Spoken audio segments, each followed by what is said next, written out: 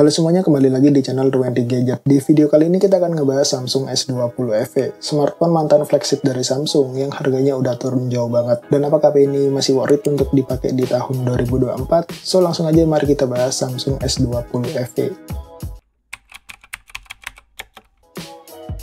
Seperti biasa kita bahas dari segi desainnya terlebih dahulu. Untuk desain sebenarnya sih selera, cuma kalau dibilang suka ya gue tetap suka aja sama desain S20 FE ini. Memang kalau kita lihat tuh dia kayak agak jadul ya, yang dimana HP-HP sekarang tuh udah berboba-boba, sedangkan ini tuh masih kayak HP zaman dulu. Framenya sendiri dia mengkotak kayak gini, menandakan dia tuh seri S20.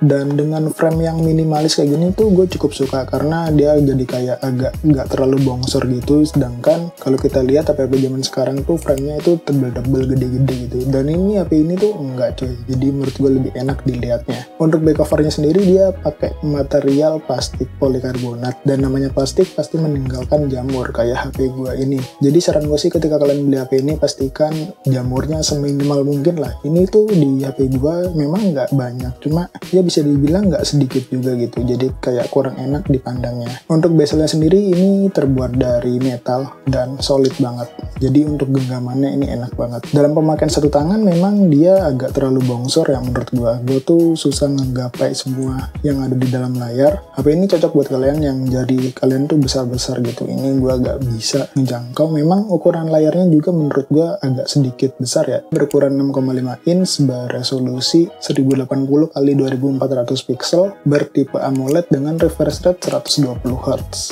Ya di harga 2 jutaan ini udah pakai AMOLED dan 120 Hz. Sebenarnya udah umum sih di HP sekarang gitu, yang new juga udah banyak yang pakai AMOLED 120 Hz. Cuma ini kan buatan Samsung, jadi untuk kualitasnya sendiri menurut gue ini the best di harga 2 jutaan. Kalian bisa lihat di sini warnanya itu menurut gue cukup vibrant, terus gelapnya juga gelap banget. Dan karena ini layarnya udah AMOLED, kalian bisa mengaktifkan always on display, always beneran nggak kayak HP Xiaomi yang cuma 10 detik. Untuk performanya sendiri dia pakai Snapdragon 865, dan untuk di tahun 2024 menurut gue ini kayak overkill sih. Sebenarnya kalau kalian ngegame ini nggak terlalu overkill banget. Untuk skornya sendiri gue dapet di sekitaran 742.000, ini nggak terlalu besar dan nggak terlalu kecil, normal lah. Masih ada lagi yang lebih tinggi dari ini, yaitu Poco F4 di harga yang sama. Cuma secara pemakaian gue yang ringan banget, kayak buka WhatsApp, terus buka Instagram, Facebook, TikTok, scrolling itu masih nyaman banget. Mungkin karena HP ini juga pakai One UI 5.1 Android 13. Dan ngomongin One UI, karena HP ini HP lawas tahun 2020, dia itu gak bakalan dapat update lagi ke One UI 6.1. Jadi buat kalian yang lagi cari HP dengan One UI 6.1, ya kalian bisa skip video ini, karena S20 FE udah gak dapat update One UI 6.1. Dia mentok di Android 13. Oke, selanjutnya untuk bermain game, sebenarnya main game di HP ini tuh cukup enak ya. Di sini gue dapetin 120 FPS dengan bermain game Honor of King rata kanan. Tapi ada tapinya nih. Kalau kalian main game dengan settingan rata kanan dan 120 FPS untuk bermain game Honor of King, kalian tuh perlu cooler coy. Karena HP ini kalau tanpa cooler pada saat bermain game itu bakalan ada throttling. Dan itu menurut gue wajar sih, biar HP-nya tuh gak matot, gak kayak Poco X3 Pro yang sering matot. HP ini sih gue gebar main game Honor of King cukup enak, cukup mulus asalkan ada cooler. Gak pernah gue nge-lag sedikit pun. Kalian bisa lihat FPS rata-rata di aplikasi Tacostat yang gue share ini. Kamera di HP ini menurut gue overkill sih di harga 2-3 juta. Memang kalau di harga dulu waktu perilisan mungkin kayak biasa aja. Cuma karena harganya ini udah turun jauh banget di 2-3 juta. Ini tuh menurut gue paling bagus ya di antara yang lain gitu. Dia pakai setup 3 kamera. Yang pertama main cam beresolusi 12 megapiksel, ultrawide 12 megapiksel, dan lens satelit 8 megapiksel. Dan di bagian depan dia beresolusi 32 megapiksel. Untuk hasilnya sendiri menurut gue ini bagus banget ya di harga 2 juta. Sesuai yang tadi gue bilang, memang warnanya itu agak sedikit di boost di bagian saturasinya, cuma ini masih cukup bagus, masih enak dilihat. Terus untuk detailnya juga udah cukup. Untuk hasil telefotonya juga mantap, dia masih bisa bersaing lah sedikit-sedikit dengan Google Pixel 5.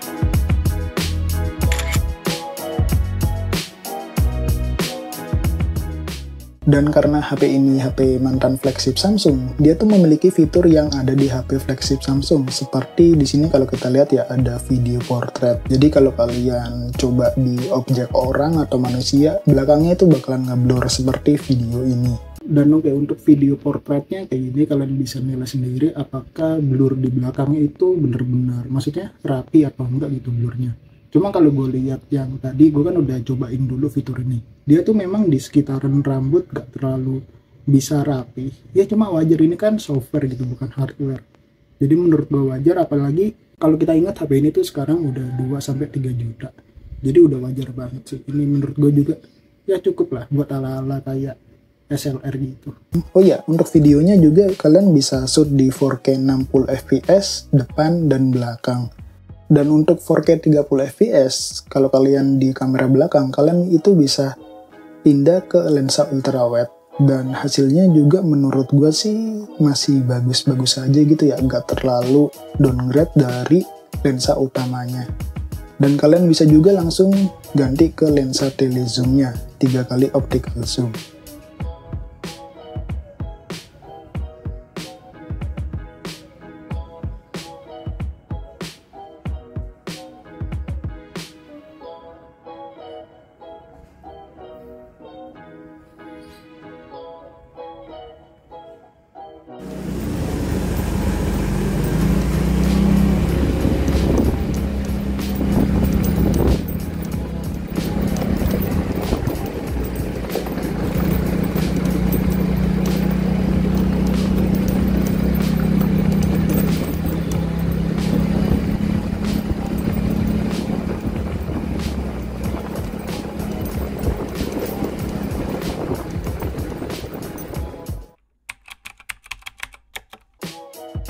Baterai di HP ini berukuran 4500 mAh. Dengan kapasitas segitu di tahun sekarang mungkin agak kurang ya, apalagi baterai di HP ini kan umurnya udah 4 tahun. Ini sebagai acuan aja, bukan sebagai nilai yang fix. Di sini sih untuk acu baterainya, gue dapat kesehatan baterainya sekitar 85%.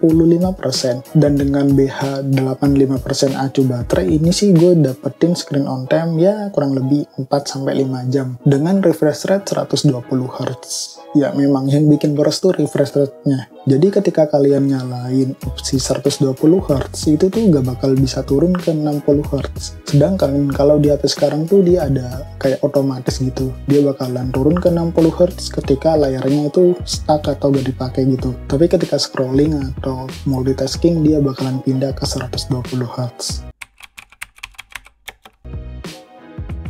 Selanjutnya untuk fitur-fitur yang lainnya juga menurut gue cukup lengkap ya. Di sini dia udah support NFC, terus ada IP68, terus juga dia ada fitur wireless charging, ada secure folder, ada Samsung Knox, terus ada juga Samsung DeX. Ya lumayan komplit lah buat harga 2 jutaan. Oke, kesimpulannya menurut gue S20 FE ini cukup worth it ya di harga 2-3 jutaan buat kalian pakai di tahun 2024. Kenapa yang tadi gue jabarin? Yang pertama soal performa yang masih bagus, layar yang masih cakep, kamera yang masih overkill di tahun 2-3 juta walaupun masih kalah sama seri Google Pixel. Yang keempat adanya fitur flagship Samsung kayak yang tadi gue sebutin, secure folder, Samsung Knox, Samsung DeX, dan lain-lain. Jadi kayaknya gak ada alasan deh buat gak nyobain beli HP Samsung S20 FE ini. Oh ya, disclaimer juga, kalau kalian cari Samsung S20 FE ini, kalian cari yang versi Snapdragon, bukan yang versi Exynos, karena di Indonesia itu rilis 2 versi